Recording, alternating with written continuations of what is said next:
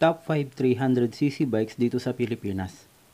Kung nagbabalak kang bumili ng sports or naked bike at hindi mo naman idadaan ito sa mga expressway, ngunit magbibigay pa rin naman sa'yo ng big bike looks at hindi ka rin mabibitin pagdating sa power, narito ang ating listahan ng mga sports at naked bikes under 300cc category. Pakay ng video na to, nabigyan ka ng idea kung magkano ba ang mga presyo ng mga 300cc bikes ngayong taon. Kaya panoorin mo hanggang dulo, baka kabilang ang nais mong motorsiklo sa listahan natin.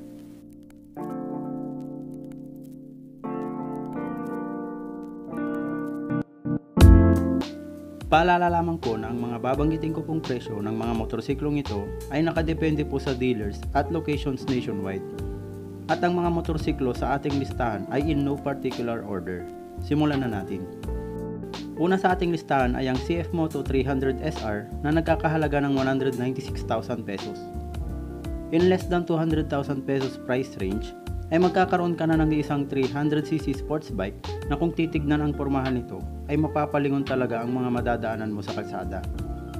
Mula sa kanyang aggressive LED headlight, inverted upside down forks, full digital display at sa kanyang underneath exhaust upang malinis tignan ang kanyang likurang bahagi. Naka-disc brake din ang harap at likod nito with ABS.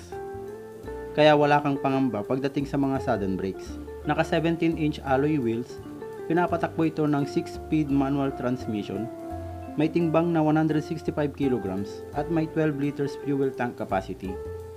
Ang makina nito ay mayroong 4-stroke, 4-valve, single cylinder, double overhead cam, liquid cooled, fuel injected, 292cc na kayang mag-produce ng 29.6 horsepower at 8,750 rpm at kayang magbigay ng 25 Nm of torque at 7,250 rpm.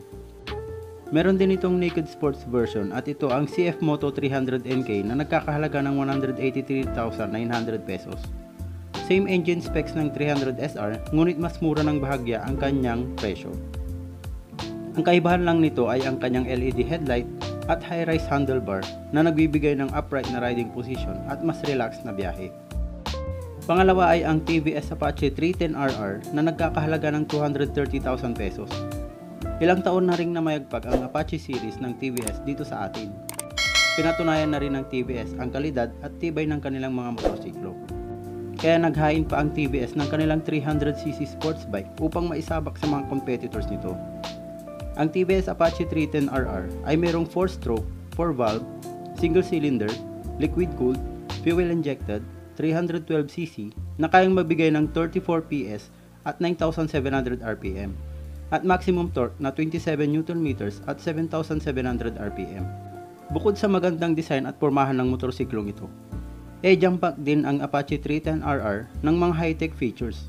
Una na dyan ang sleeper clutch, ride-by-wire technology, 5-inch TFT display, dual channel ABS, 4 different riding modes, smartphone connectivity at navigation. Bukod pa dyan ay naka-inverted forks na rin ito, LED headlamps, 6-speed manual transmission at may 11 liters fuel tank capacity. Sunod sa ating listahan ay ang Yamaha R3 na nagkakahalaga ng 290,000 pesos. Ito ang 300cc sports bike ng Yamaha na kabilang sa kanilang pinagmamalaking R series. Ito ay mayroong 4-stroke, 4-valve, inline 2-cylinder, double overhead cam, liquid cooled, fuel injected, 321cc na kayang magbigay ng 41 horsepower at 10,750 rpm at max torque na 29.6 Nm at 9,000 rpm.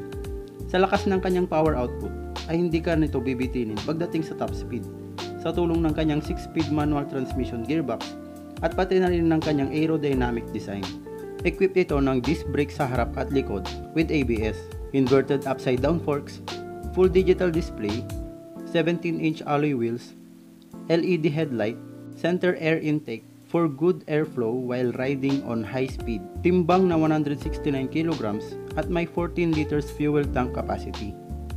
Pagdating sa kanyang quality at reliability ay no question na yan, lalo pat gawang Yamaha na kabilang sa bansag na Big 4 dito sa atin. Pero syempre kahit anong brand man yan, ay nakadepende pa rin ito sa owner kung paano niya ito alagaan at iingatan. Mula sa mga sports bike ay dumako naman tayo sa mga naked bikes at ito ang Benelli 302S na nagkakahalaga ng 229,000 pesos at ang pang-apat sa ating listahan.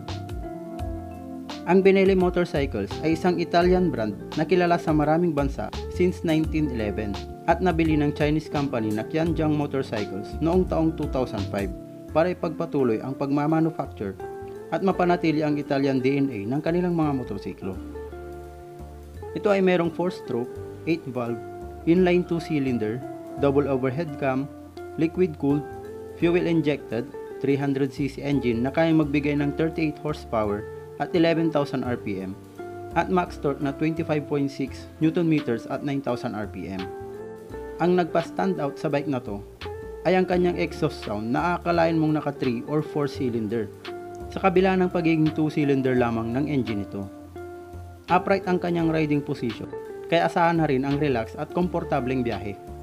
Equipped din ito ng front and rear disc brakes with ABS, 6-speed manual transmission, inverted upside down forks, 17-inch alloy wheels, full digital display, 2 different riding modes, all LED lights, curb weight na 185 kg at 16 liters na fuel tank capacity. Panglima sa ating listahan ay ang naked bike ng Yamaha under MT series.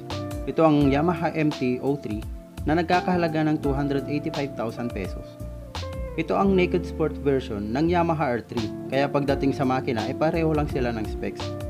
Ito ay merong 4-stroke, 4-valve, inline 2-cylinder, double overhead cam, liquid-cooled, fuel-injected, 321cc na kayang magbigay ng 41 horsepower at 10,750 RPM at max torque na 29.6 Nm at 9,000 RPM. Equipped din ito ng disc brake sa harap at likod with ABS, inverted upside down forks, full digital display, 17-inch alloy wheels, all LED lights, curb weight na 168 kg at 14 liters fuel tank capacity.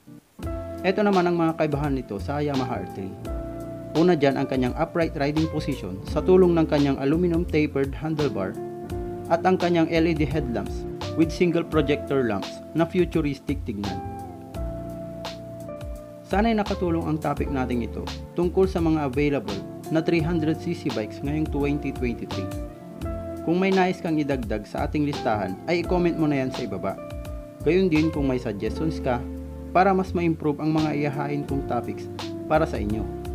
Hanggang sa susunod na video na ating tatalakayin. Maraming salamat po sa panonood. Paalam!